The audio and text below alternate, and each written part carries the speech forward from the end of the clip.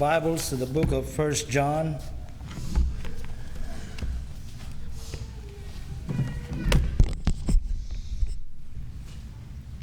First John chapter 2. 1 John chapter 2 we'll start in verse 3.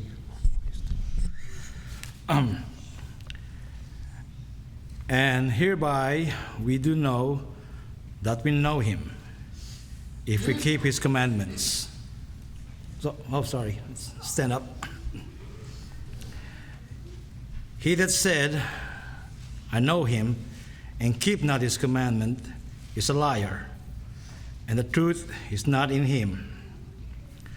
But whosoever keepeth his word, in him verily is the love of God perfected. Hereby know we that we are in him. He that said, this is the key of my message, he that said he abideth in him ought himself also to walk, even as he walked. Thank you. You may be seated. Title of my message today, Walkie Your Talkie. All right? Walkie Your Talkie. There's a story about St. Francis of Assisi one time, and he asked one young monk to join him to go to a trip downtown to preach and witness to the people. All day long, they walked through the streets, the alleys, the suburbs, the byways. They rubbed shoulders with hundreds of people. At the end of the day, the two headed back to the monastery. Not even once had Francis addressed the crowd, nor had he talked to anyone about the gospel. Disappointed, the young monk said, I thought we were going downtown to preach. And Francis answered, my son, we have preached. We were preaching while we were walking. We were seen by many, and our behavior was closely watched. It is no use to walk anywhere to preach unless we preach everywhere as we walk. Now, if you are asked today to define witnessing, you probably answer it going from door to door, passing out tracts and all that. And the first people we probably think of are the Jehovah's Witnesses. We think of, passing tracts and take an hour or so for precious Sunday afternoon, maybe missing half of the Braves game or missing some of the NASCAR races, walking in the hot sun and pray that no one will shoo us away from the front door when we start talking about the gospel. Does that sound familiar? It's like St. Francis of Assisi says, witnessing is walking. Not walking down the alleys or the streets, but walking Christ-like, as he said here in our verse. That is, if we can win someone to the Lord, we must first win them to us. Before we can witness to others, we have to witness to ourselves. Before we can talk about the gospel, we must first learn to walk it. The problem today is that our witnessing is not effective because people does not see the reflection in us, in our lives. We are drunk sinners and we're sober saints at the same time. We are bitter and we are sweet at the same time, as described in the book of James, in chapter 13, in verse 10 to 12. It says there, out of the same mouth proceeds blessings and cursing. These things ought not be so, he says in the Bible. Does a fountain send forth the same place sweet water and bitter water? Can a fig tree bear olive berries? Either a vine, figs? So can no fountain both yield fresh water and salt water. For us to be an effective witness for the Lord, you have to be like a good salesman. You have to sell yourself before your product. If the sale talk is sweet, but the salesman is bitter, the customer will walk out even from a good deal. A salesman sells himself first before he sells his product. No. Before a Christian can become a good, effective witness, he has to show a good example. He needs to walk the talk. Most of you know that wrestler, Ric Flair. You know, he used to say, you can talk the talk, you can walk the walk. He is saying to his opponents that you can act like a wrestler, dress like a wrestler, look like a wrestler, and even act like one. When it came time to put up or shut up, he wanted to know if they could actually walk the way they talk. You know, the word walk appears more than 200 times in the Bible. It's a noun meaning the manner of conduct or behavior or living. So, are we walking or talking? And as Christian believers, we have to put up or we need to shut up. You know, I put a sign out there in the board, and I'm asking myself sometimes, am I living what I'm posting? Yeah. You want to feel like a hypocrite? Go out there and put up those signs. Somebody needs to take my place. See, I may need to shut up or put up. And I used to do monthly devotions. Or today I'm posting devotions on Facebook and all that. And I'm asking myself, am I living what I'm posting? You know? And when I was doing devotion, I used to tell people, text people, I have a devotion Sunday, you know, don't be late, come hear me out, you know. And and then one day later on, Aunt Cara texted me and said, I'll be there in time. I'll see if I'll be there in time to hear you out. And he did that because when everybody else is doing devotions, I'm late. You know, and here I am telling people, if it's my devotion, you need to come early. See, I am not preaching. Here I am preaching to come to devotion, for you to come early, but here I am late when somebody else is doing a devotion. See, and Carol put what they call reverse psychology on me. You know, maybe I need to put up or shut up. You know, here I am preaching about witnessing. You know, all of you know that it's a Christian behavior. Am I going to witness out there outside? Looks like I got my work cut out for me. I may be told one day to put up or shut up. You know, I had a church member one time, long time ago, they told us, you know, you shouldn't gamble. Yet on vacation, they went on gambling. Maybe you need to put up or shut up. You know? Donald Trump is fond of saying, our government is all about talk, no action. You know, is a witnessing the same? All talk, no action? If so, you need to put up or shut up. You know, years ago, Deborah and they were still living in McDilla Street. Deborah took me and Reggie to Miss Noble's house. That time it was 90s. Reggie and I were newlyweds, and well, not us together, but we just got married. She and Carmen got married in December, and we got married in May.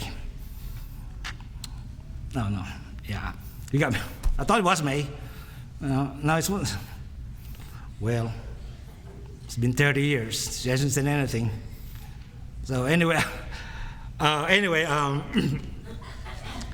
no, we got married in January. They got married in May, we got married in January. So we were newlyweds at the time.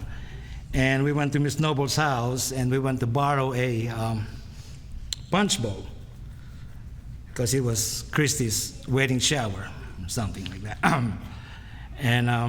So we haven't met Miss Nobles yet, and Deborah introduced us to Miss Nobles and said, "Oh, by the way, Miss Nobles, this is Reggie, this is Winston, these are my son-in-laws, and we are so blessed to have them. You can't find any better son-in-laws, Christian son-in-laws, and we're just so blessed to have them."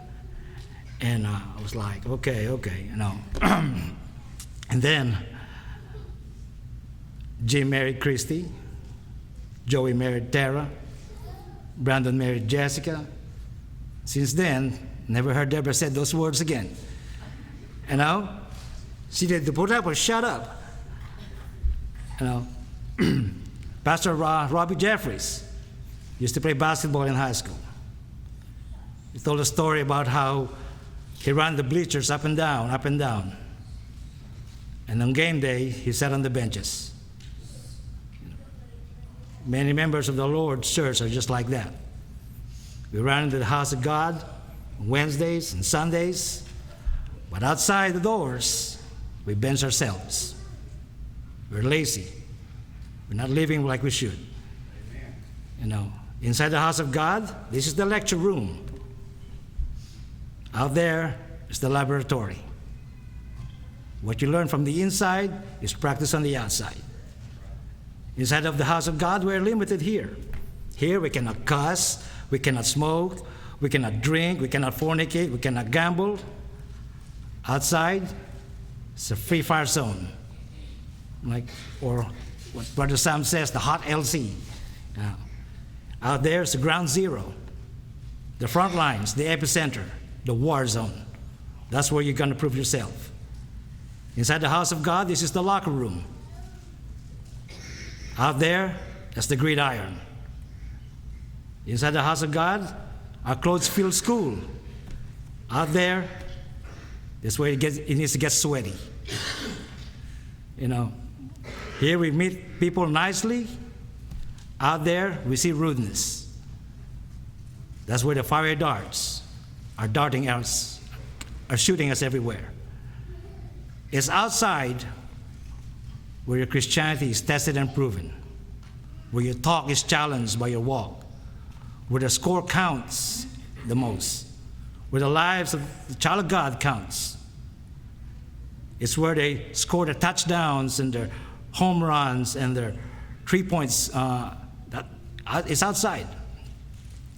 That's where our witnessing counts. So may I ask you this question: how's your spiritual scoring coming along? You either need to put up or shut up. And Webster defines witness as someone who gives an audible and a visible evidence of what he has seen and heard. Many years ago in Montana, a group of men found an abundance of precious metal that contains gold. So they went to the nearby town and get supplies. Before they left the camp, the men agreed not to tell anybody about their find. They kept quiet. So as they're shopping, they kept quiet. But when they were about to return, hundreds of men were prepared to follow them. So when they asked who among their group squealed, the reply came, no one had to squeal. Your faces showed it. The best way for you to be an effective witness is that you have to be fruitful. For like the saying goes, what you are speaks loudly of yourself. We have to produce the evidence. To be the doer of the word, our testimony must match our testament. For even the sweetness of the Lord, the word of God, cannot be proclaimed if the witness himself is bitter in his practice. For us to squeal the gospel, our face has to show it. Your witnessing must reflect your character. Now, what is character? That's you when the lights go out. You know, that's you when you're behind closed doors. They say real marriage is seen behind closed doors. You know, character is you when your true color is seen. It's you when what you think of every day, clean or filthy. You know, it's you when the doors are shut and alone and no one is watching and you're alone. It's you when you're on that website all alone. I was working at the way back years ago at the Toombs County Elementary School, and one of the teachers recognized me as Michael and Catherine's daddy. So she bragged to another teacher saying how Michael and Catherine were sweet kids. And I thought to myself, if you only knew, you need to come to my house, see if you can see that sweetness. You know, ring a bell? Did they just make you ring your bell? If you want to say amen to that, now's the time. Yeah. But don't get me wrong, my children are sweet. Even when they're teenagers and adults, they're sweet when they ask for money and ask for favors. You know, other than that, it's, you know, the little devils. You know, character is what you are when you're at home and not at work. It's what you are when you're with your family and not with your friends. You're nicer to your friends than to your family. It's what you are when you're outside the church house and not inside. It's what you are when you're alone and not with company. Look at Judas. He was a pastor, leader, teacher, wise, and a friend of Jesus. Yet he failed. But the problem is not the leadership in the church, but the attitude. If character is not transformed, it will always be the same. You know. See, most of the time, a learning disabled person, they cannot learn well because they cannot comprehend words. They cannot comprehend instructions. But if the instructions are demonstrated and shown to them, they learn it. You know, the learning curve is better. They can comprehend more people doing it than saying it. I know. You know, I'm not smart. Now, even with, I'm not diagnosed, but I know I have attention deficit disorder. I know that's LD, learning disability. I'm disabled when it comes to learning, even today. Do I learn? Not much by reading. You know, I got ADD, I got attention deficit disorder. You're going to give me a book to read? Nah, I won't make it a table of contents. You know? This King James Version of the Bible, I can learn from it. It's too complicated for my IQ. What do I use? Easy to read. Easy to read Bible. Even that a grade 1 student can understand. But I do learn. I learn more by doing. Action speaks louder than words, so they say. I can cook, but now I can cook better. How do I do that? YouTube. You know, as I watch cooks cooking in YouTube, I'm cooking at the same time. They're cutting the onions, I'm cutting the onions. You know, they're cutting the meat, I'm cutting the meat. They season it, I'm seasoning it. That's how I cook. I learn by doing. I learn more by doing than reading a recipe book. Can learn reading recipe books. See, in the book of Acts, chapter 1 and verse 8, it says, "You will be my witness in Jerusalem and in all of Judea and Samaria, to the ends of the earth." The word witness occurs 42 times in the New Testament. But not one verse expressed to witness, but to be a witness. Matthew said, "You are the salt of the earth." What kind of flavor? are you giving away out there? He continues to say, you are the light of the world. What kind of reflection are you putting up there? Can people see that light? No. Follow my example as I follow the example of Jesus Christ, says the Corinthian writer. Be examples of the flock, says Peter. To be a good example, a role model, and that others will follow you as you follow Christ. Brother Samaro one time came here and preached to us. I don't know if you all remember. He was standing right here. And he asked us a question. Raise your hand if you're saved. I don't know if you remember that. But he said, raise your hands if you're saved. And I'm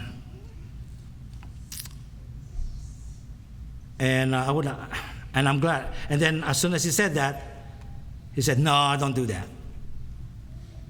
Don't do that. No. He was saying, and I'm glad he said that, because I don't know if I could have raised my hand, because I'm not living like I should. My talk would not match my walk. No. Would you have raised your hand?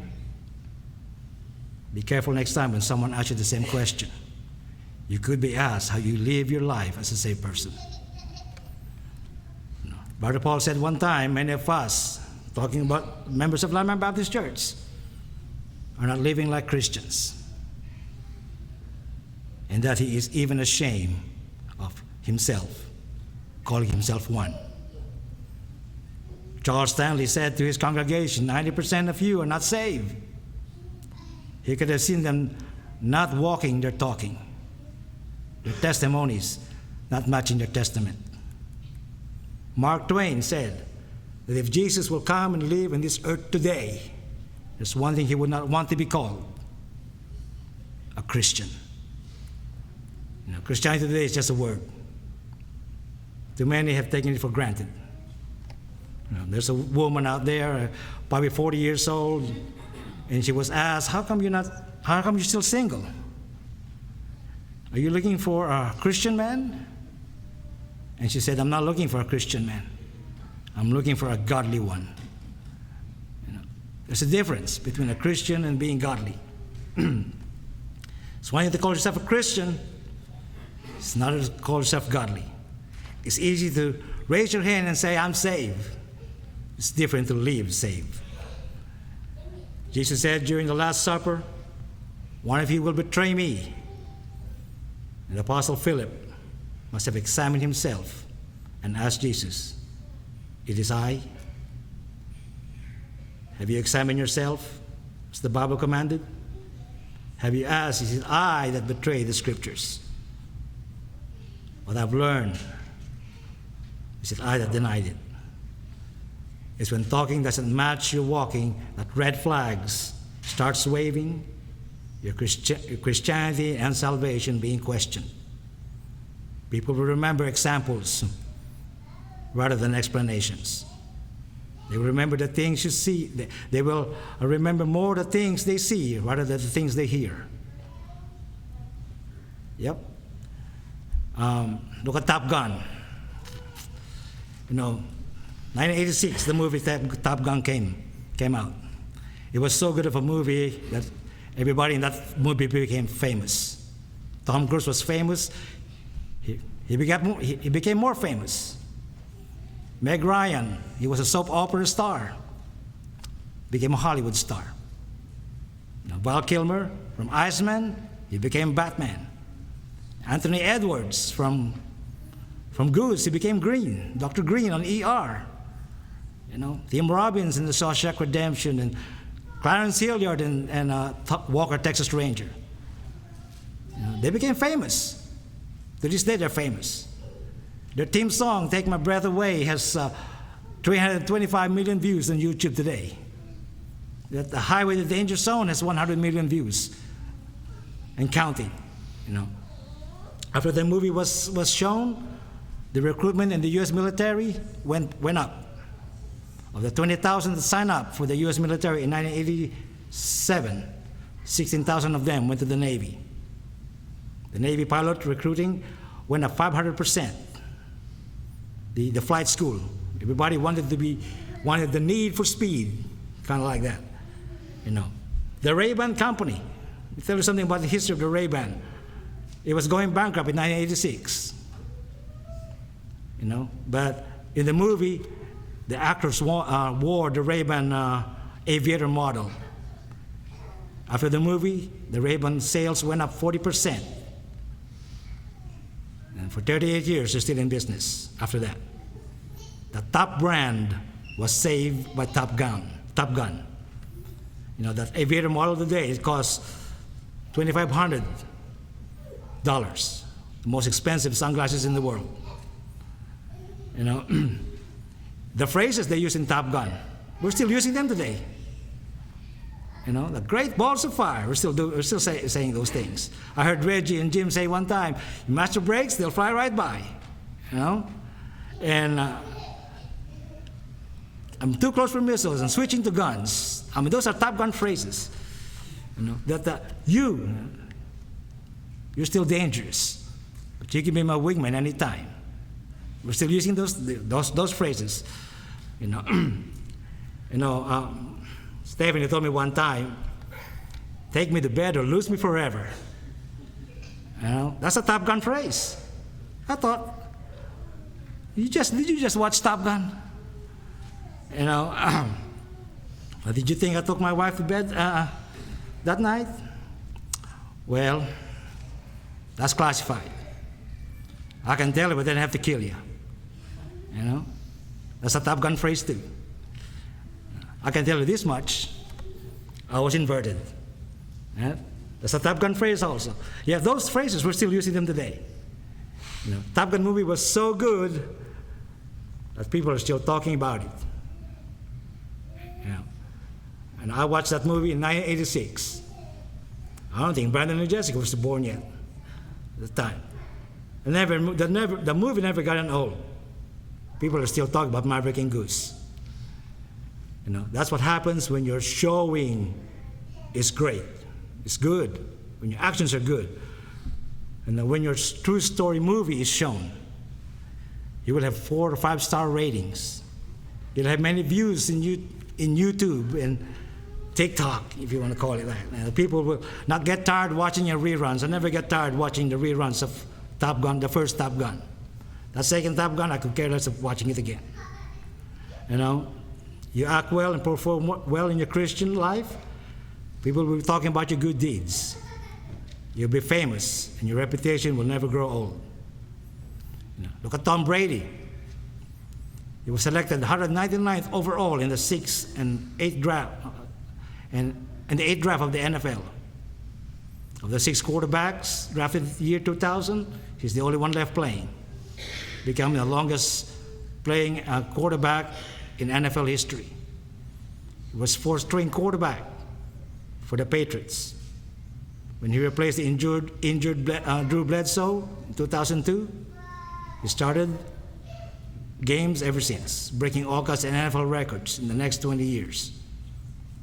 Never lost a single season. He never had a losing season.